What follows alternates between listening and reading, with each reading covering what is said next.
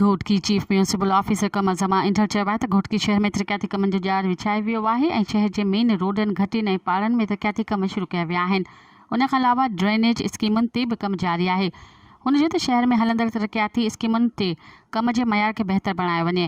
इन सिलसिले में कंहिं बि क़िस्म जी कोताही बर्दाश्त न कई वेंदी। हुन चयो त शहर में क़ाइमु शहीद ज़ुल्फ़िकार अली भुट्टो पार्क ऐं ॿियनि अवामी भलाई जे मनसूबनि ते ख़ासि ध्यानु ॾिनो पियो वञे। उन्हनि स्कीमुनि जे मुकमल थियण सां शहरनि खे बहितरीन सहूलियतूं मिलंदियूं ऐं ईंदड़ ॾींहनि में वधीक तरक़ियाती मनसूबा पिणु शुरू कया वेंदा जिन ते पेपर वर्क जारी आहे। हुन चयो त शहर में मच्छरनि जी पैदाइश में वाध बाबति अवामी शिकायतुनि जो नोटिस वठंदे म्यूनिसिपल कमेटी जे चेयरमैन ॼाम आसिफ रज़ा ख़ान धारेजो जी हिदायतुनि ते म्यूनिसिपल कमेटी जे समूरनि वार्डनि में मच्छरमार स्प्रे मुहिम शुरू कई वई आहे। जंहिं तहत म्यूनिसिपल कमेटी जे 14 वार्डनि में रोज़ाने जी बुनियाद ते मच्छरमार स्प्रे कयो पियो वञे। हुन चयो त म्यूनिसिपल कमेटी पारां घोटकी शहर ऐं भरपासे वारनि इलाइक़नि में कुता मारण जी मुहिम पिणु शुरू कई वई आहे।